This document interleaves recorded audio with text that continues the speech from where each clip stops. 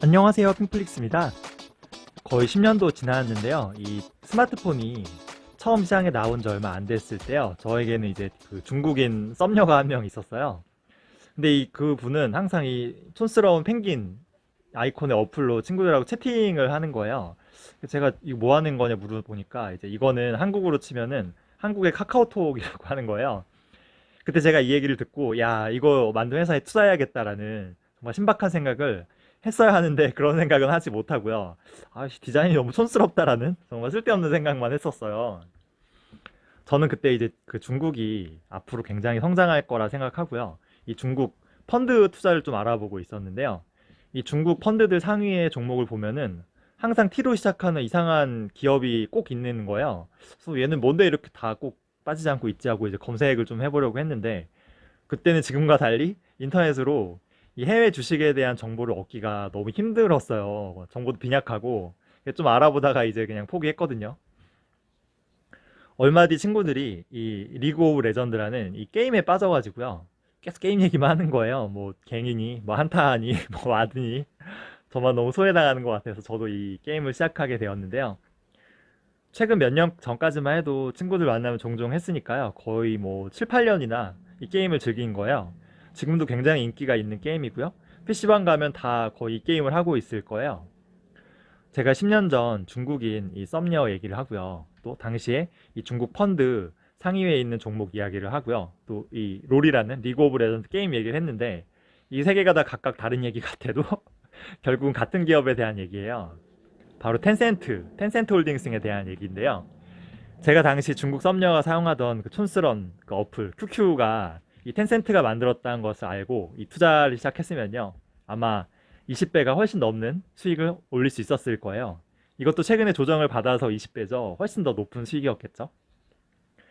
친구들과 그렇게 이 리그 오브 레전드라는 게임을 즐겼는데, 그 게임을 만든 회사가 이 라이엇 게임인데요. 이 회사를 텐센트가 먹어버렸어요. 그래서 이걸 몰랐던 거예요, 예전에는. 친구들은 아직도 이 텐센트가 뭔 회사인지도 모를 거예요. 이 PC방에서 롤을 하는 많은 사람들은 텐센트의 존재도 아마 모르고 있겠죠. 그래서 오늘은 중국의 카카오라고 할 수 있는 이 텐센트에 대한 얘기를 할 건데요. 사실 텐센트는 카카오와 비교조차 할 수 없는 정말 어마무시한 회사거든요. 근데 너무 다양한 사업을 하고 있어서 정말 대표적인 제가 생각하는 투자 매력을 딱 세 가지만 좀 공유해 보도록 할게요. 제가 처음에 이제 해외 주식을 시작했을 때 중국 주식 중에서 이 알리바바랑 그리고 이 텐센트에 대한 고민을 진짜 많이 했어요. 근데 공부를 하다 보면은 알리바바가 더 이제 성장성이 높아 보이고 좀 더 사업 모델이 매력적으로 보였는데요. 제가 일상생활에서는 알리바바의 파워를 전혀 느낄 수가 없었어요. 근데 제가 당시 이제 중국 관련 사업을 하고 있었기 때문에 저희 중국 직원들이나 이 거래처 사람들과 연락하려면은 다 위챗으로 해야 됐거든요. 이 위챗이 텐센트 거예요. 그러다 보니까 이제 텐센트는 이제 일상생활에서 아, 진짜 텐센트를 많이 쓰는구나라는 걸 좀 느끼고 있었죠. 위챗은 정말 우리의 카카오톡을 뛰어넘는 이 슈퍼 앱이라고 하죠.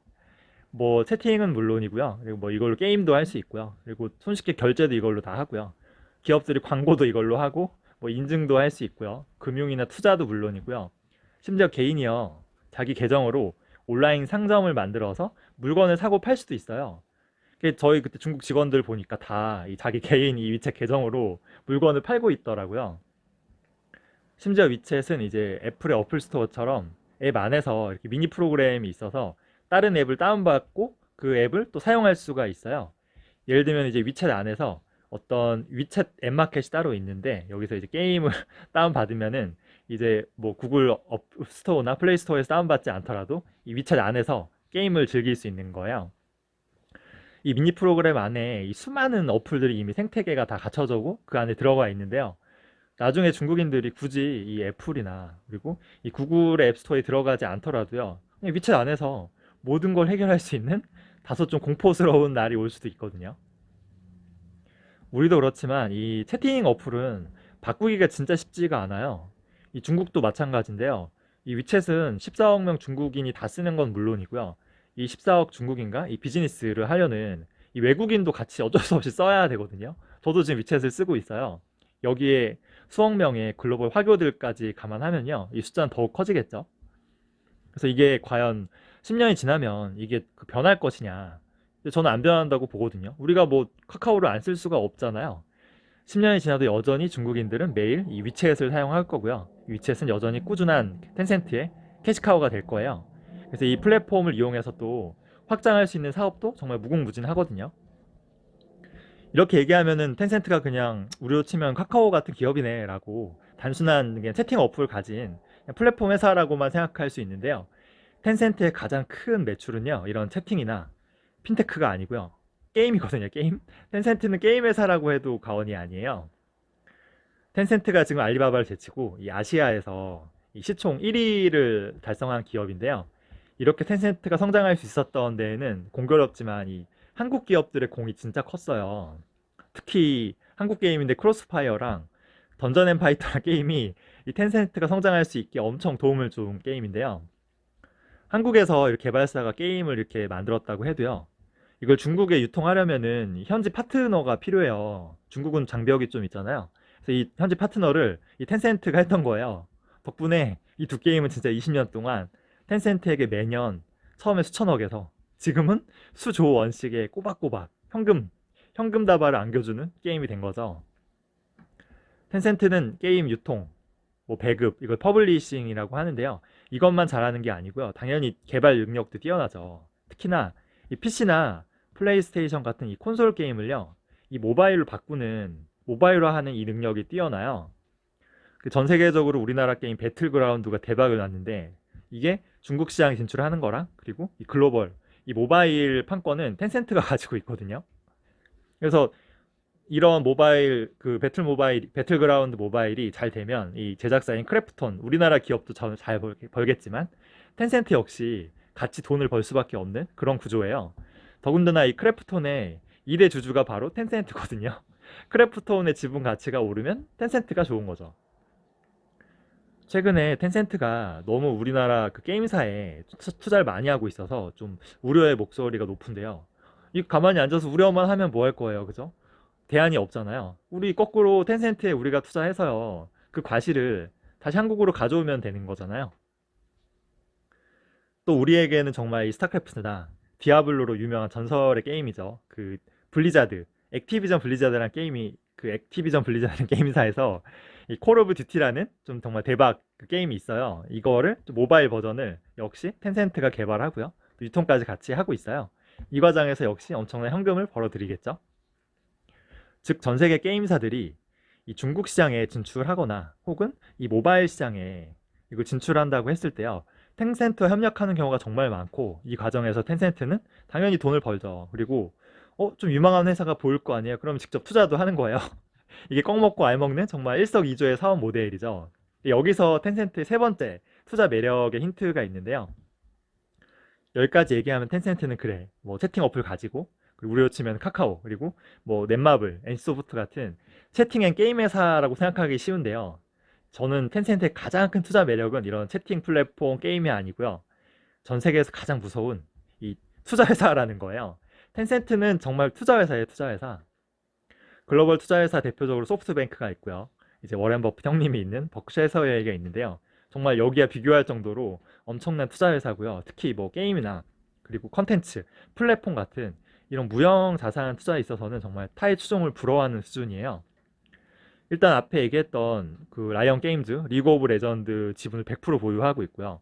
또 얼리어 낸 게임 엔진과 이 포트나이트로 유명한 이 에픽 게임즈 지분도 40%가 넘게 갖고 있거든요. 이 포트나이츠라는 컨텐츠도 정말 대단하죠. 근데 이 얼리언 엔진은 정말 장기적으로 보면은 이 메타버스에서 가장 기대되는 플랫폼 중에 하나예요. 뭐 게임은 당연하고요, 영화도 있고요, 그리고 건축물까지 다양한 목적으로 이 얼리언 엔진이 사용되고 있는데요. 제가 좋아하는 이 마블의 만달로리아라는 드라마도 이 배경을 얼리언 엔진으로 제작했다고 하더라고요. 이런 쇼핑몰도 디자인도 이제 이런 얼리언 엔진을 사용하고요.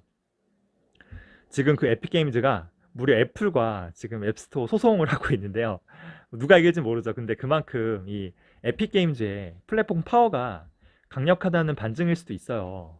에픽 게임즈는 투자할 수가 없어요. 텐센트에 투자함으로써만 투자할 수밖에 없거든요. 이게 지금 에픽 게임즈의 지분 40%를 텐센트가 가지고 있는데, 이 10년, 20년 뒤에는 이 40% 지분이요, 지금 텐센트가 투자한 모든 다른 지분보다도 더 가치가 있을 수도 있을 것 같아요. 물론 뭐 그럼에도 불구하고 지금 이 에픽게임즈는 텐센트가 투자한 기업들의 원 오브 댐일 뿐이죠.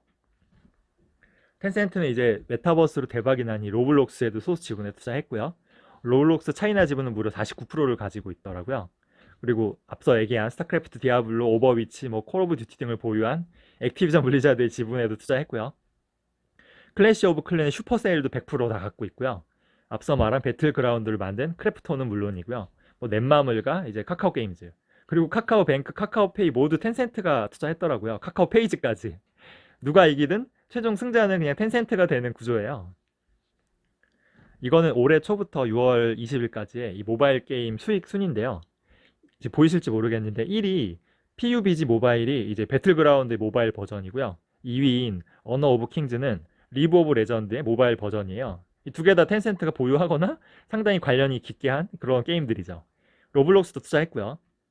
그리고 이 가레나라는 C 리미트도 텐센트 투자 기업이고요. 이 액티비전 블리자드 당연히 텐센트 투자한 기업이고요. 이 9개 기업 중에서 이 절반 이상이 다 텐센트가 투자한 회사라는 거예요. 이 어마무시하죠. 그 게임 시장의 성장과 함께 이 게임 스트리밍 방송 이쪽 그 시장도요 엄청나게 성장하고 있는데요. 글로벌로 보면은 1위 트위치, 유튜브, 페이스북 순으로 경쟁하고 있지만 중국만 보죠. 그러면 텐센트 혼자 나홀로 독주 중이에요. 1위 후야, 2위 도우위 이 둘 다 지분을 각각 47% 그리고 37% 텐센트가 보유하고 있어요. 얘네 둘을 원래 합치려고 했는데 단독점 이슈로 실패했거든요. 근데 여전히 뭐 스트리밍 시장에서는 텐센트 혼자 그냥 다 헤쳐먹고 있는 거죠. 매출 기준으로 하면은 70% 이상을 차지한다고 해요. 텐센트의 투자는 게임에만 국한되지 않아요. 중국의 우버라고 불리는 이 띠디 출시에도 초창기부터 투자했고요. 틱톡으로 유명한 이 바이트댄스에도 초창기에 투자했고요. 바이트댄스를 바짝 뒤쫓고 있는 쇼 그 비디오에 이제 콰이쇼우라는 이 기업 텐센트가 적극적으로 투자했고요. 알리바바의 뒤를 바짝 쫓는 진동닷컴이나 핀도어도 모두 텐센트가 투자한 기업이에요. 그 중국판 배달의 민족, 이 메이투안 띠엠핑의 가장 큰 투자자이기도 하고요. 사실은 이 뭐 진동닷컴이나 콰이쇼우나 핀도도나 이 메이투안 모두 텐센트 위챗 플랫폼을 활용해서 성장했거든요. 이게 자신이 이 투자한 기업들을 자신의 플랫폼을 활용해서요 적극적으로 이 성장시키고요. 나중에 이 투자한 기업의 지분 가치가 이제 극대화되면은 자기도 돈을 버는 정말 이 자본주의적인 전략이거든요. 투자한 회사가 잘 되면 나는 더 잘 된다는 그런 전략이죠. 이 밖에도 뭐 중국 최대의 디지털 은행인 위뱅크의 주주고요. 중국 최대의 부동산 플랫폼 기업인 베이커, 중국 최대 디지털 인터넷 보험사인 중한보험, 수많은 중국의 플랫폼 콘텐츠 등 이런 무형 자산에 아낌없이 투자하고 있어요. 텐센트가 개인적으로 알리바바보다 조금 더 나은 점은 이런 투자가 꼭 중국에만 한정되는 게 아니고요. 뭐 미국, 싱가포르 이게 글로벌로 굉장히 광범위하다는 거예요. 앞서 말한 뭐 그 리그 오브 레전드의 그 라이엇 게임즈도 있고요. 에픽 게임즈도 있고요. 로블록스도 있고 크래프톤도 있고요. 뭐 블리자드도 있고 넷마블도 있고요. 그리고 이건 동남아시아의 알리바바 텐센트를 꿈꾸는 이 C 리미트라는 그룹이 있어요. 얘네도 텐센트 주주고 이 경쟁자인 고잭도 투자했고요. 그리고 인도의 아마존을 꿈꾸는 이 플리카트 인도 기업에도 투자했어요. 그러니까 이런 다양한 신흥국에도 투자하고 있고요. 미국의 채팅 어플인 스냅챗, 그리고 미국의 소셜미디어 플랫폼인 레딧, 그리고 이 세계 최대 그 음악 플랫폼이죠. 스포티파이와 유니버셜 뮤직까지 이게 국경을 정말 초월해서요. 미친 듯이 정말 투자하고 있거든요. 심지어 2017년에는 테슬라의 지분 5% 투자했는데요. 이게 작년 가을까지도 이 지분을 갖고 있는 걸로 확인이 돼요. 만약에 지금까지 가지고 있다면 이 수익률 장난이 아니겠죠? 뭐 작년 가을까지만 해도 장난이 아니죠. 근데 지금 가지고 있는 제가 찾지 못하고 있는데 혹시 아시는 분은 좀 알려주세요. 참고로 중국의 테슬라로 불리는 이 니오 전기차 기업도 텐센트 투자 기업인데요. 미국 시장에 상장해서 몇 년 동안 주가가 정말 이 수백 배 상승했거든요. 텐센트가 결국 그 과정에서 엄청난 지분 가치 수익을 챙기게 된 거죠. 한 미국의 애널리스트 추정은 이 텐센트의 이 투자한 포트폴리오가 작년 말 기준으로 1200개 기업에 달한다고 해요.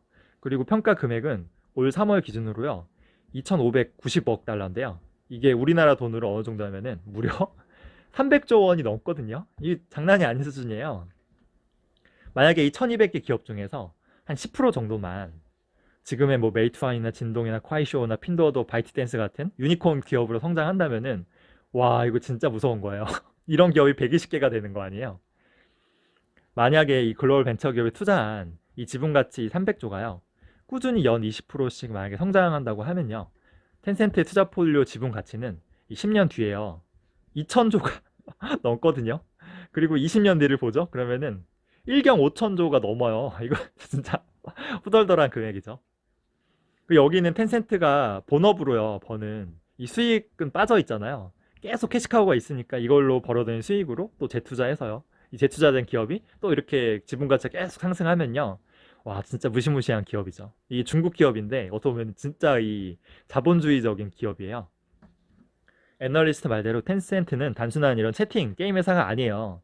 이런 캐시카우, 트래픽을 바탕으로요. 계속 재투자하고요.